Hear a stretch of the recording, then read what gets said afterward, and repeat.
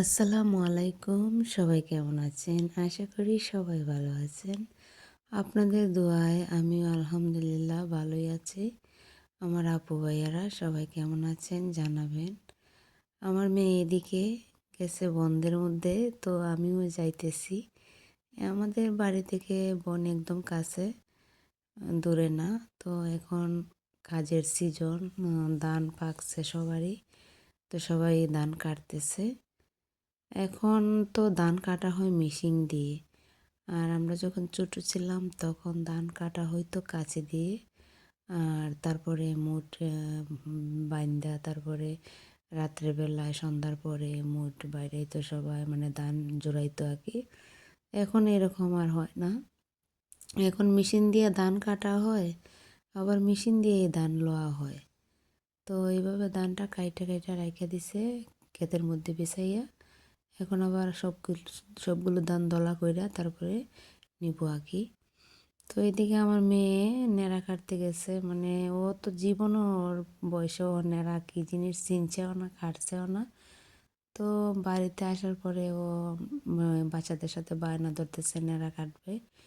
তারপরে আর কি কাঁচা দিয়ে পাঠালাম, যাও গিয়ে ন্যাড়া কেটে নিয়ে আসো। তারপরে গেছে।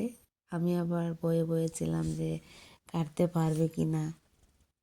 তো ভালোই কাটছে।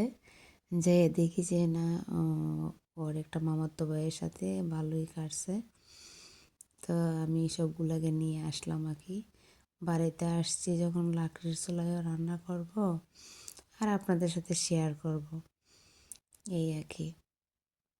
আপনাদের কাছে আমার এই ভিডিওটা কেমন হয়েছে অবশ্যই কমেন্টের মাধ্যমে জানাবেন। দেখুন, গ্রাম প্রকৃতি কতই না সুন্দর, কতই না শান্তশিষ্ট। আসলে গ্রামের পরিবেশ আমার কাছে খুবই ভালো লাগে। আপনাদের কাছে কেমন লাগে জানাবেন কিন্তু। গ্রামের মানুষ আসলে খুবই সহজ সরল, খুবই সাদা মনের মানুষ, এত ফেসফুস নাই। তো ন্যাড়াগুলা কাটা হয়েছে দেখেন, একদম বাটি করে মেশিন দিয়ে কাটছে। আর কাছে দিয়ে কাটলে হয়তো আরও লম্বা লম্বা করে কাটতো। এখানের মধ্যে ধান বিছিয়ে বিছিয়ে রাখছে, মানে এগুলারে আবার দলা করে বাড়িতে নিয়ে যাবে আর কি। তো আমি যাইতেছি আমার মেয়ের কাছে, দেখি যাইয়া কতগুলা নেড়া আনছে। আপনারা সাথে চলুন, আপনারাও দেখবেন।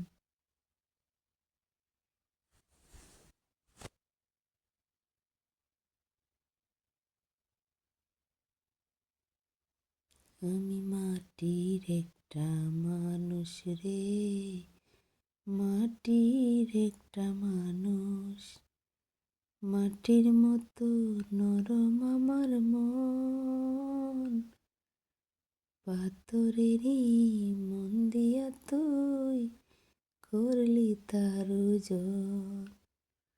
আমি মাটির একটা মানুষ।